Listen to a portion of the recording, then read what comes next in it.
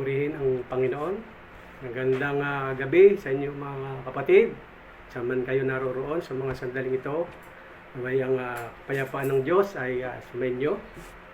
At lalo sa panahong ito na kung saan ay mayroong mga alalahanin, katatakutan, nararanasan, ay tingnan natin at basahin ang mga talata mula sa banal na kasulatan na kung saan ay magbibigay pag-asa at kalakasan ng bawat isa sa atin.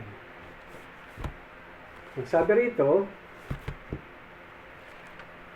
Kawikaan 19:23, ang sabi rito, ang paggalang at pagsunod kay Yahweh ay nagbibigay ng buhay.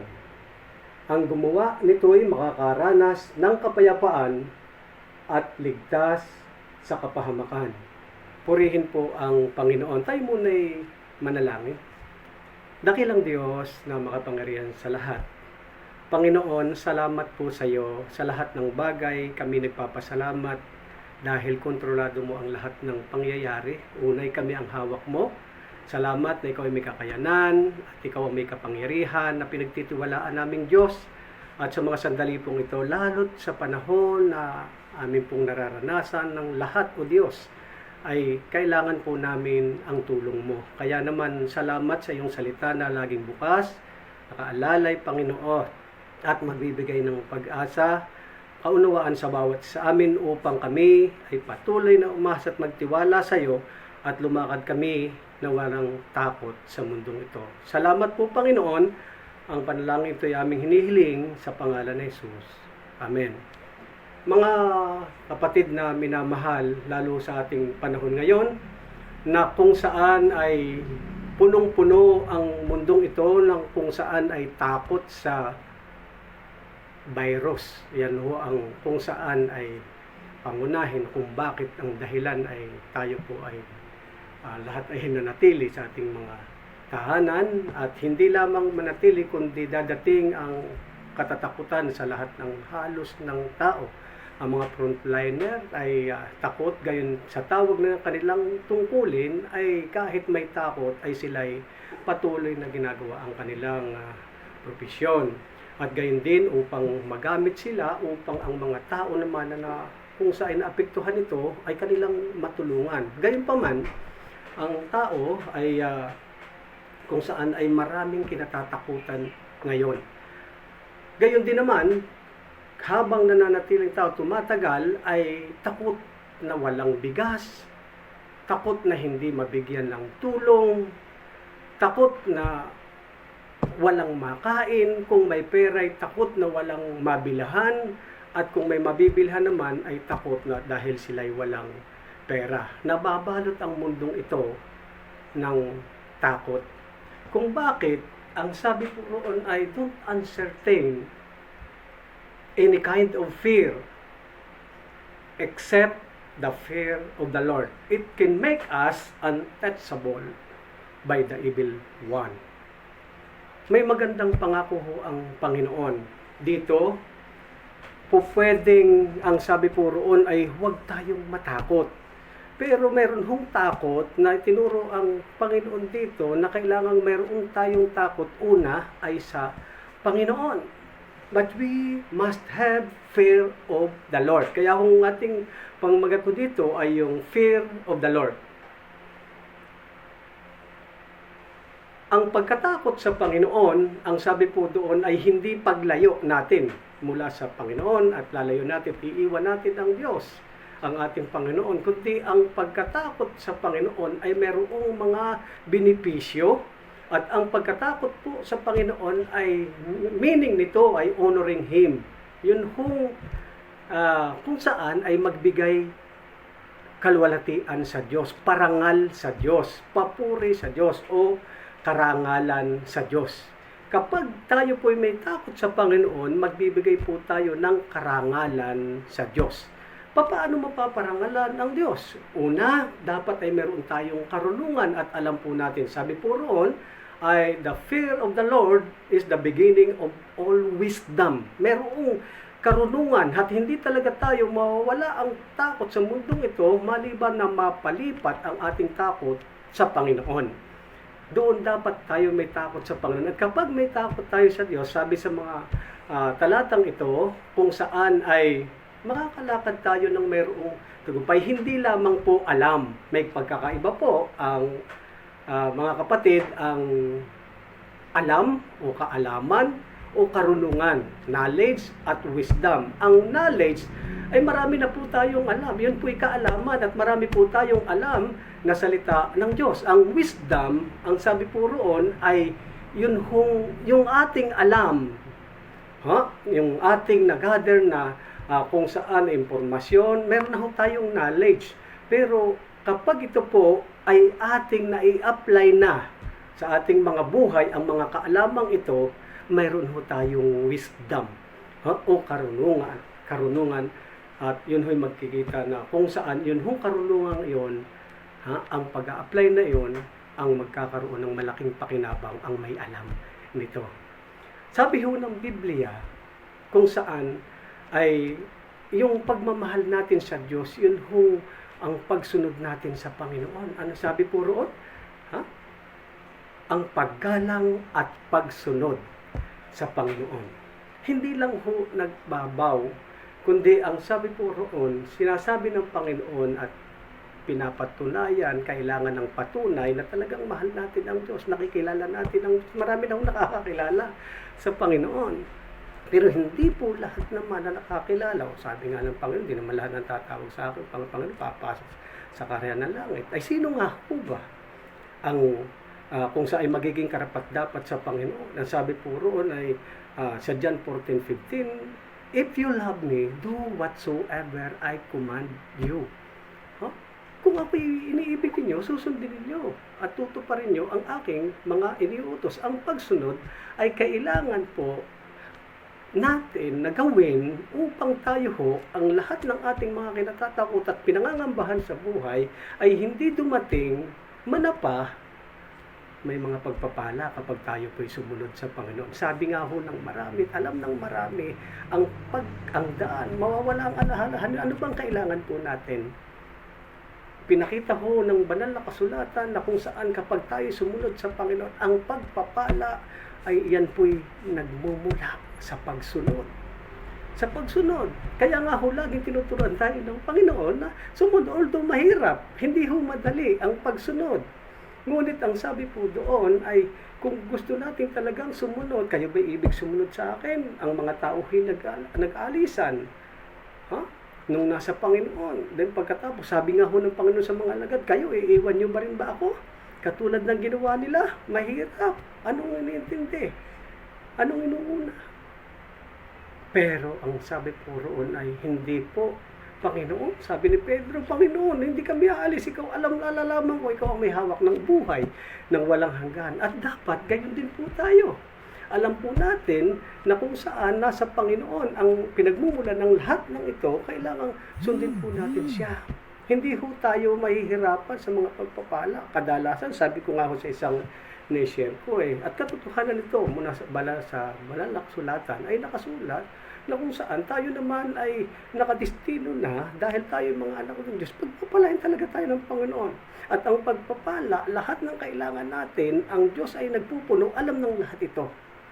Pero bakit kaya parang tila ba mahirap hanapin para sa iba?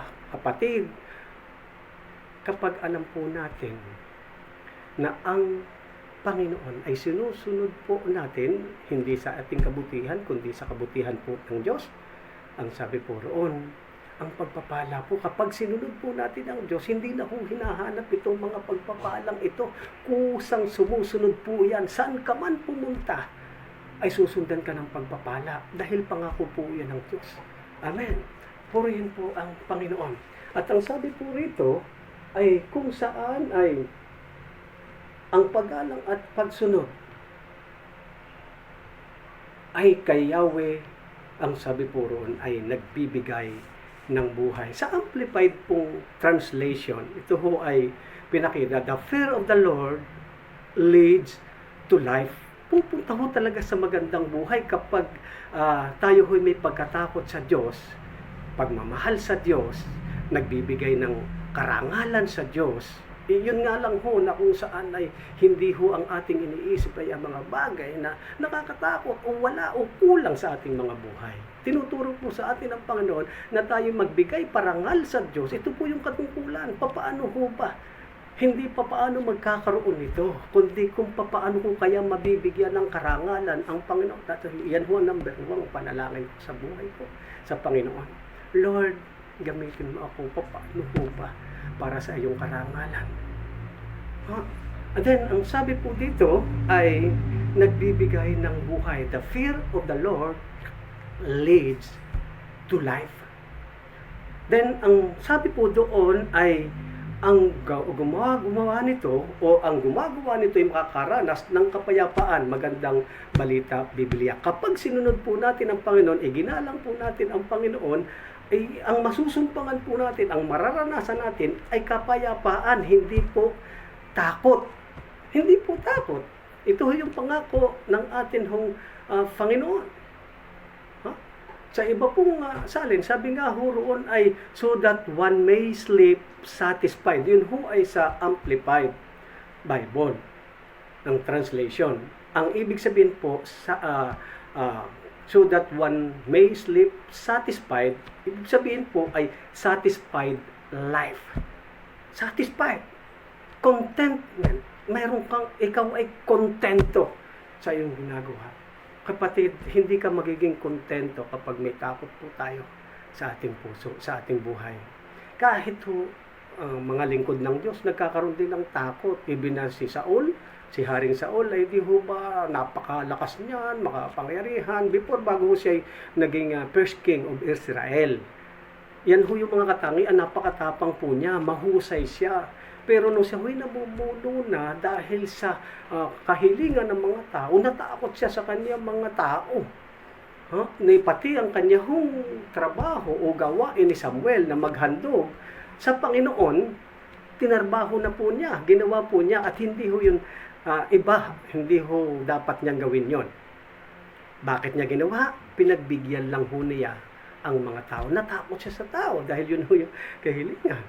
So, maraming mga lingkod din ng Diyos at maraming mananampalataya matatakot. Si Joseph, kung saan ay alam na po natin ang kasaysayan mula sa Old Testament na si Joseph ay napakakisig, naglilingkod sa Panginoon, tapat sa Panginoon. Then pagkatapos ay ang sabi po roon ay kaya siya ho'y iniangat ng Diyos. Sa ganyang kalagayan at hanggang sa nakuha nga ho siya ni Putipar. At alam po natin ang sabi po roon ng kasaysayan sa banal na kasulatan na everyday tinutukso siya ng asawa ni Putipar. Magandang babae ang asawa ni Haring Putipar. Then pagkatapos, everyday, isipingan mo naman ako. Ako'y isipingan mo. Pero ang sabi po roon, napagtagumpayan niya yun. Bakit? Tao siya, yung temptation, kanya hong nalampasan. Bakit? Kasi meron siyang takot sa Diyos. Sabi, lahat ay pinagkatiwalaan sa akin to. Pero, hindi po pwede kong tinggalin. May takot ako sa Panginoon. Sa aking Panginoon.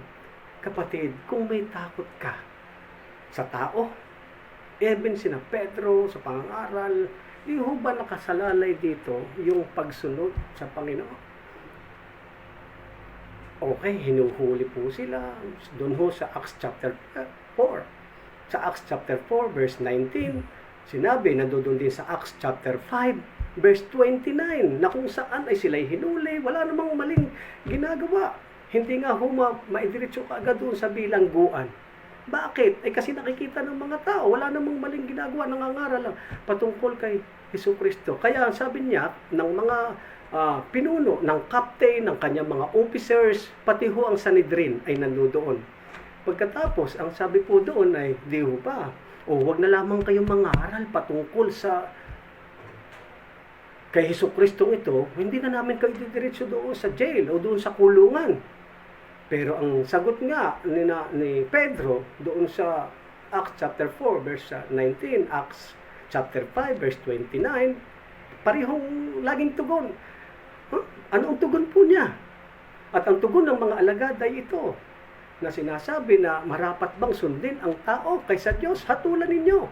Pero sa ganang akin, sa amin, hindi marapat na sundin natin ang tao kaysa Diyos. Susundin muna namin ang Diyos. Yung ipinapako nyo sa cross, may tapang. Dahil ang kanilang takot ay hindi sa tao, kundi ang kanilang pagkatakot ay sa Panginoon. Kapatid,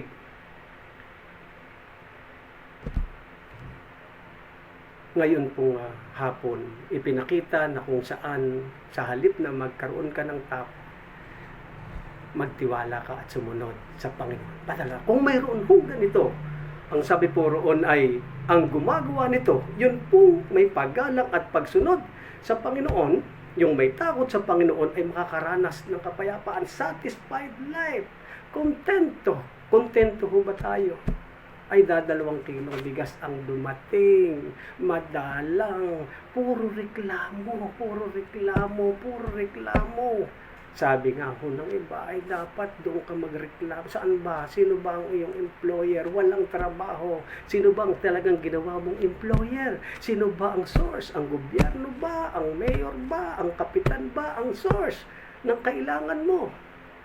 Tayo po, alam po natin na kung saan ang source ng lahat ng ating pangangailangan ay sa Panginoon. Ano ba ang mahalaga? Pinaliwanag ng Panginoon sa lahat ng mga alagad at sa ating lahat. Sinabi ho ng Panginoon na kung saan ay, alam mo mas mahalaga, katawan o pananamit? Pagkain o buhay? Lahat ng pinaka number 1 o pangunahing kailangan natin, meron na po tayo. Kaya sabi nga ho, maging kontento po tayo. Ay salamat, may sardinas. Hallelujah! Pwede mong ipanalangin at salamat. Naalala ko ang isang illustration na sabi ko, oh, meron na bang hain? Gutom na ako, ako'y kakain na. O nandoon sa lamesa ang hain, puntahan mo na. Sabi na, mamili ka. At pag sabi noon, ay mamili ka. Aba, di excited at gutom na. Pagpunta doon sa lamesa, narinig ko lang ho yung ilustrasyon na ito. At di magkatapos excited siya, pumunta ho doon sa lamesa, ay may taklob. At nung buksan ho niya, yun hong may takip, sabi, kanin. Ang isa, tuyo. Oh, nasaan ba ang ulam dito? Ano bang ulam natin? Ang nakita ko lang dito ay tuyo. Sabi mo, nakahiyan at sabi mo, mamili ako. Ang sabi ko, mamili ka kung ikaw ay kakain o hindi ka kakain. Dahil yan talaga ang ulam natin, tuyo. So, may pamimilian. So, kung ano man, ipanalangin mo yun, Lord. Salamat po. Lahat ng biyaya, pagpasalamat, Lord. Salamat po sa tuyong ito. At maaaring panalangin ko ho naman, nakakahiling naman sa Panginoon. Siguro naman pa Panginoon, pwede na bukas naman, manok naman. Ibibigay ko nun. Sabi naman ng Panginoon, pag anong hihingin mo, bibigay. Di, mas maganda kung anong nandiyan. Kontento ka. Alam niyo po ba ang pinakamasayang tao ngayon sa mundo? Ay yung taong kontento. Wala nang lahat ng meron. Ang iba'y walang contentment sa buhay nito. Bakit po? Kasi nga po, paano magkakaroon ng kontento? May relo. Ang relo po ay may 50,000. Pag bumili ka ng doon sa Bibel o sa Bibilauhin, doon sa palengke, pag bumili ka ng 150 lamang so parang may 100 lang yung relo. So, ibig sabihin, ano nga ho ba ang kaibahan noon? Pareho lang ho din naman ang oras. Pag nag-alas 5, yun din ho naman ang oras na mamahalin. Kung ang sasakyan ay bibili ka ng kung saan iba't ibang klase, hindi na ako magbabanggit ng mga pangalan ng mga sasakyan, mamahalin, milyon-milyon na tinitingnan ko po yan at gusto ko rin magkasasakyan. Gayon pa man, ay ano nga ho ba, na kung saan ay meron pala namang 600,000, 500,000, may 100,000, ay bakit kailangan bumili ako ng 100 million? Pag sinakyan mo ang 100 million, na kung saan ay mamahaling 100 million pesos na sasakyan at 100,000 pesos na sasakyan, yun din ho naman ang kilometrahe, yun din po ang layo. Parehong kayo makakaabot din doon. Bakit nga ba? Marami pa ho na po pwedeng magbasehan na kung saan, kung ano. Ang sekreto ng masayang mabubuhay ay isa sa apostol na aking isa sa paborito ko sa mga apostol, si Apostol Pablo. Ang sekreto po niya ay ganito. Isang bagay ang natutunan ko sa buhay, ang masiyahan anuman ang kalagayan ko sa buhay. That is, anumang nararanasan po natin, kontento tayo. Alam natin ang salita ng Diyos, lahat ng bagay ay nagkakalakip-lakip na gumagawa sa lahat ng nagsisiibig sa Kanya. Kapatid, lahat ng nangyayaring yan ay meron pa rin sa katapusan na may magandang pinaplano ang Diyos. Ha? Kaya ho, pera, ano ba yan? Sino ba ang gumawa niyan? Panginoon lang. And lastly, sabi po roon, kapag tayo po ay may paggalang at pagsunod sa Panginoon, the fear of the Lord leads to life, so that sabi po roon ay, so that one may sleep satisfied. Nakakatulog ng mahimbing kapag wala kang alalahanin. Okay, pagbabahala sa Panginoon. At ang sabi po roon, ang gumagawa nito ay makakaranas ng kapayapaan at ligtas sa kapahamakan. Kapatid, inulit muli, kahit ho tayo'y nasa gitna ng krisis, nasa gitna ng puro alalahanin, problema, walang solusyon, ang sabi po roon, ang sabi po ng talata natin, kung saan we are untouched by evil. Hindi tayo pwedeng galawin ng ating kaaway, hindi tayo pwedeng galawin ng ating kalaban, ng anumang nangyayari yan, dahil sabi po roon, ligtas tayo sa kapahamakan. We are untouchable by the evil one. Walang pwede. Alam po niyo yung kaaway, marami nang ginagawa. At ang sabi ng kaaway, ang sabi po ng banal na kasulatan doon sa 1 Peter chapter 5 verse 8 and 9, ang sabi po roon ay gaya ng leon. Ang dyablo po ay kagaya ng leon. Yan ay umuungal siya at naghahanap ng kanyang masisila. Tandaan niyo po, yan ho ay gaya ng lion. The true Lion of Judah ay si Jesus Christ. Pero sabi po, tinulad, parang leon, malakas. Pero ang totoo po niyan, ay naalala ko yung isang kasaysayan, at ito ho naman ay very familiar. Alam po natin ang pakikipagbaka ni Goliath at saka ni David. Nahuba na kung saan sa panahon na kung saan ay puro sigaw, ang laki, ginamit ang laki, nabibisyon, napakahusay, malakas, at siya ho ang pinakamahusay sa mga Pilisteo. Then pagkatapos ay may mga sundalo ang Israelita na mahuhusay din. Sanay, pero sabi mo, sige, kung ako'y matalo ninyo, sino makatalo sa akin? Pumili na kayo ng pinakamagagaling sa inyo. Mahusay, malakas, at lumaban sa akin. At kapag ako'y natalo, alipin nyo na kami, lahat. Pero kapag kayo'y natalo, ay di kayo ang alipin na. Walang maglakas loob, kundi ang sabi nga ho, yung isang halos pipitsuging bata, simpleng-simple, walang katakot-takot. Una, wala siyang takot sa kalaban, na kung saan ay ito yaw-yaw lang ito. Yaw-yaw lang ng yaw-yaw. At pumunta doon na kung saan, anong dala-dala? Tirador lang. At alam po natin ang kasaysayan. Ang gamit niya ay tirador, pero ito ho ang magandang sinabi, hiyamang sinilalabanan mo, hinahamon mo ang bayan ng Diyos. Ako, ultimo kasamahan po ni David, ay hindi maniwala sa kanya. Mahuhusay sila dahil hindi nga husay. Pero ang sabi po niya, ang Panginoon ang magliligtas sa akin sa kamay ng hambog na yan. So, laki lang, panggulat lang, kapatid. Panggulanta lang yan. Nanggugulantang lang yan. Nanggugulat lang yan. Lahat ng iyong panatag na buhay, mo talagang ang pangako ng Diyos ay magandang buhay. Yan ang pangako ng Diyos. Sabi nga ho'y, bigyan kita ng buhay na ganap, buhay ng kaaya-aya. I will give you life and abundant life. Yan ang pangako ng Diyos ay ayaw ng kaaway. May abundant life po tayo. Kaya ang sabi po roon sa John 10:10 verse doon sa una, sa A, na kung saan pumunta rito ang magnanakaw. Ang sabi po ron, upang pumatay at pumusa. To steal, to kill, and to destroy. Ang kaaway, nanakawin niya. ang lahat ng kaligayahan, ang lahat ng iyong pananampalataya, nanakawin at aagawin yan sa pamamagitan ng mga pangyayari. Pero kailangan na matatag tayo, mga kapatid. Amen? Na kung saan ay ipinakita doon na kung saan ang sabi doon, kanyang nanakawin, to steal, to kill, and to destroy. Yan ang maliwanag na gagawin po niya.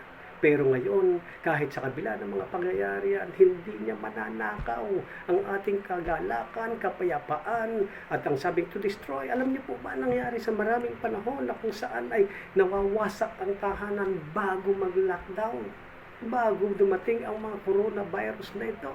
Sa dami ng busy, sa trabaho, sa lahat, sa iba't iba'y wala ngang panahon para sa Panginoon, o kaya ay sa pamilya. Pero ngayon po ay sama-sama. Yun ho ang winasak. May mga pangangailangan pero wasak ang tahanan. Pero ngayon, nagkasama-sama. Mayroon pa rin mga bagay na ginagawa at nangyayari sa kapatid. Huwag mong katakutan ang kaaway. Pag pumasok ang takot sa atin, kapatid, yan ang pinamamakalakas na pwersa na pandaya ng ating kaaway. Yung mag-alala, mabalisa, at matakot. May mga lingkod ng Diyos, nabanggit ko nga ako kanina. Si Job, matuwid sa harapan ng Diyos. Simula pa lang sa unang talata sa Job. Kung saan ay ito'y taong tapat sa Panginoon, talagang nanalig sa Panginoon, sumusunod sa Panginoon. Job, sabi si Job is a righteous man. Pero nagkaroon ho ng, alam po ba niyo kung bakit? Ang naging problema niya, nagkaroon din po siya ng takot. Ano sabi po roon? Sa Job, kung saan ay dumating sa akin yung pagkatakot, nangyari sa akin ang aking kinatatakutan. Meron pala siyang takot at yung takot na iyon, ang nangyari sa kanya, naganap sa kanya ang kanyang mga kinatatakutan. Ang sabi sa Job chapter 3 verse 25 at hanggang 26. Ngayon, tayo po dapat wala tayong kinatatakutan sa buhay na ito. Pangangailangan man, dapat sa Panginoon tayo matakot. Kapatid, ngayon pong gabing ito, ang sabi po roon sa Psalm 91, na kung saan ang Panginoon ang atin pong kanlungan, ang atin pong muog, ang Diyos po ang ating pinagkakatiwalaan na magliligtas sa atin. Napakaganda po ng pangako po ng Diyos. Awit 91. Kung saan ay hindi dapat talaga tayong mag-alala dahil bahala po ang Panginoon, dahil siyang muog, siya ang kanlungan, siya po ang ating pinagtitiwalaan. Bakit? Hindi po sa mga bagay na ito lahat po talaga mawawasak at mawawala ang mundong ito. Hindi ka dapat matakot sa coronavirus. Although siya po ay malaking malakas na hindi po natin nakikita ang ating kaaway. Pero tandaan niyo po mga kapatid, mayroon din naman tayong Diyos napakalakas na hindi rin natin nakikita. Pagtiwalaan po natin ang Panginoon sapagkat siya po ang higit na malakas kay kanino man. At ang sabi po roon, the untouchable Bible, hindi ka sa huli. Puro doon ay, doon po sa ating talata ay sinabi na kung saan meron na tayong kapayapaan, magbibigay ng buhay, magandang buhay, gumawa nito ay makakaranas ng kapayapaan, kahit anong mangyari, katulad ng ating Panginoong Kristo, kahit may bagyo, natutulog, siya po yung Prince of Peace, siya po ang Pangulo ng Kapayapaan, at siya po ang source. Na sabi po ng Panginoon, yung kapayapaan yun na ibinibigay ko sa inyo, ay hindi kayang ibigay ng mundong ito. Kaya huwag tayong maghanap ng kapayapaan mula sa mundong ito. Totoo po yun. Dahil siya po ang pinagmumulan lang ng tunay na kapayapaan at sinabi po niya na ang kapayapaang ibinibigay ko sa inyo ay hindi kayang ibigay ng mundong ito. Ang Panginoon lang. He is the Prince of Peace. Sa magulong mundong ito, panatag lang siya. Kahit may bagyo, natutulog tayo. Kahit may bagyo, kahit may malaking problema, ay ang Panginoon na humong problema dyan. Ang sabi po roon, sabi po ng 1 Peter 5:7, casting all your care upon Him and He carried for you. Pag sinabi po, ikaw ang dala-dala, hindi na po ako. Bakit kaya? May mga taong pagtatapos na kung saan ay mananalangin, Panginoon, inihabilin ko po ang lahat sa iyo. At pagkatapos na manalangin niya, siya ay hihiga na. At pagkatapos ay nag-aalala pa rin. Hindi po ganon. Ang paglalagak ng tiwala sa Panginoon ay tutulog siyang payapat. Ang Panginoon ang mag-iisip sa problema mo. Hindi po ako. Hindi po ako ang nag-iisip. Panginoon, bahala ka na. Naibigay ko na sa iyo eh. Kaya nga ikinast ko na sa iyo. Binigay ko sa iyo lahat ng alalahanin ko. Di bahala ka na mga problema. So may panatag. Kaya kung sabi rin ho sa awit 46, yun din po, yung mga talatang yun na nagsasabi, verse 1 to 3, na kung saan ang Panginoon ay magtatanggol, ang Panginoon ang mag-iingat, ang Panginoon ang magagabay. At ang sabi nga ho, katulad tayo na nasa malabay na pakpak ng Panginoon, nasa pagka tayo nasa pakpak ng Panginoon, may protection po doon. Nandoon yung care, nandoon ho yung protection ng ating Panginoon. Nilantulad po tayo doon sa kung saan ay isang sisiw na nasa ilalim ng pakpak o bagwis ng inahin at walang pwedeng lumapit. At ang sisiw ay hindi nag-aalala sa kanyang mga pangangailangan at ang lahat ng iyon, basta nangailangan lang siya, ang inahin iyon ang naghahanap ng kakainin ng kanyang sisiw. Kapatid, naway kasumpungan ka ng kapayapaan mo mula sa Panginoon. At ang sabi po ron, walang kasamaan, huwag nating katatakutan ang anumang bagay niya. Manalamin, we are covered, we are sealed, we are protected by the blood of Jesus Christ. Malinaw po yung we are untouchable by the evil one. Walang pwedeng gumalaw po sa atin, na kung saan sa katapos-tapusan, mga kapatid, katulad po ni Shadrach, Meshach at Abednego, di ho ba sabi nga ho, samba sa Panginoon, samba sa Panginoon, then pagkatapos ay huwag kayong sasamba, huwag kayong mananalangin, huwag kayong sasamba sa ganito, at ang sambahin niyo ito. Pero maliwanag po na kung saan sabi po niya, hindi maaaring hindi kami sasamba sa Panginoon. Ibig sabihin, nandoon ang kanilang pagkatapos sa pagmamahal sa Diyos, pagsunod sa Diyos, pagkilala sa Diyos, na kung saan ang sabi po nila, sasamba kami sa Panginoon. Okay, kapag kayo'y ginawa niyo ito, kayo'y huhulog doon sa horno. At kapag kayo ay nagpatuloy pa at kinilalan niyo ang inyong Panginoon, mahuhulog kayo sa horno. Pero ano ang nangyari? Hindi ho kami sasamba diyan. Hindi po. Sa Panginoon lang kami sasamba. At ang nangyari nga po doon, nang sila'y nandoon sa horno, ay yung nag-itcha pa ho doon, ang unang namatay sa sobra ng init. Ilang times na init, at pagkatapos ay alam po natin ang kasaysayan sa mga banal kasulatan nung sila inugustuhan, ang namatay ay nag-itcha, ang mga nag-itcha. Pero nang sila po'y nandoon, bakit ganito? Sabi ho na nga, ito, sabi po na, tatlo ang ating nuhulog, bakit nangyari 4 ang nakikita ko, mayroong anak ng tao na kasama. Totoo, nang hawakan ang mga taong ito, ang tatlong kalalakihang ito, si Shadrach, Meshach at Abednego, nang sabi nila, kami iingatan ng Panginoon. Ngunit kung hindi man kami iligtas ng Diyos, hindi pa rin kami sasamba. Diyan sa iyong pinasasamba sa akin. Yun po yung hinahanap ng Panginoon, na yung loyalty natin sa Panginoon. Kapatid, kahit mawawala ang lahat ng pangangailangan yan, kahit ano mangyari, may pagyanib, may paglindol. Sabi po sa Psalm 91, sa Psalm 46, mga chapter, Deuteronomy 20, verse 2 to 4, nandoon ho yung mga pangako ng Diyos. Nang sabi po ng Panginoon, their life untouched by the fire. Doon ho sa kay Shadrach, Meshach at Abednego, hindi sila nagalaw ng apoy, ni hindi man lang nag-amoy usok, ang sabi ng Biblia. Grabe, ano po? Pero tayo, kahit na may nangyari po yan, lahat ng bagay na ito, kapatid, sabi po ng Biblia, the fear of the Lord leads life. Sa Amplified po ito. Tungo sa buhay, nakasumpong ng buhay, lahat po ng sa Diyos. And then pagkatapos, ay kapag meron ito, kay Yahweh ay nagbibigay ng buhay, at ang gumagawa nito ay makakaranas ng kapayapaan. magkakaroon tayo ng so that one may sleep satisfied, contento. Nakakatulog tayo ng mahimbing kahit may problema. Lord, wala na yung problema dahil ikaw ang tagakuha nito. Ang patatlo, ang sabi po roon ay untouchable, untouched by evil. We are untouchable of the evil one. Hindi tayo pwedeng magalaw ng kasama ito. Kaya kapatid, sa hapon po ito, sa gabing ito, umasa po tayo magtiwala sa Diyos. Hindi kaya tayong pabayaan ng Panginoon.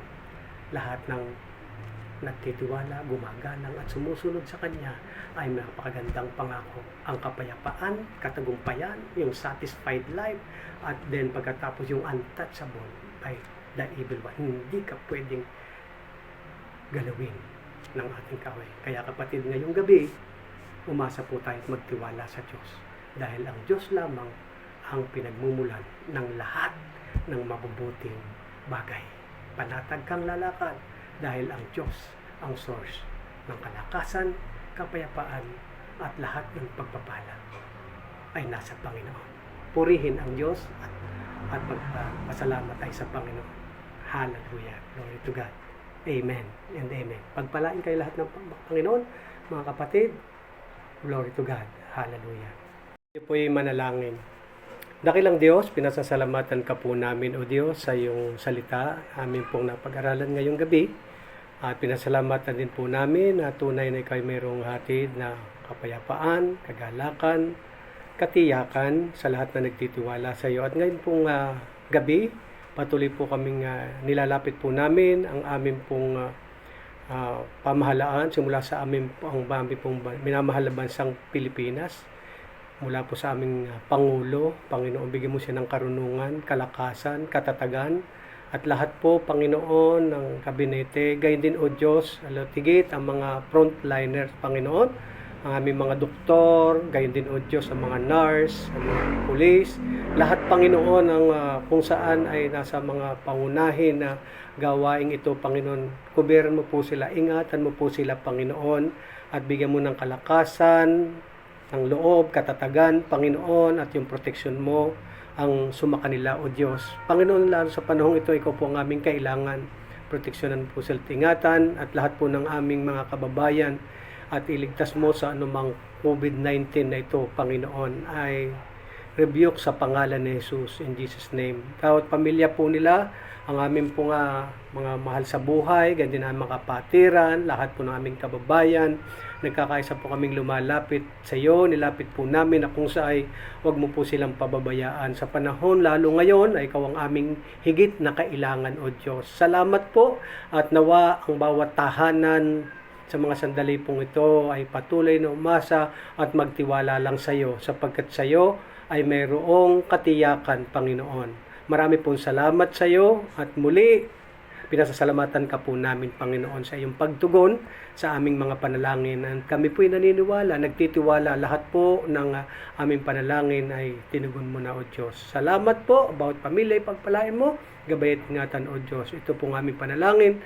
sa makapangyarihang pangalan ni Jesus na aming Panginoon. Amen. Amen.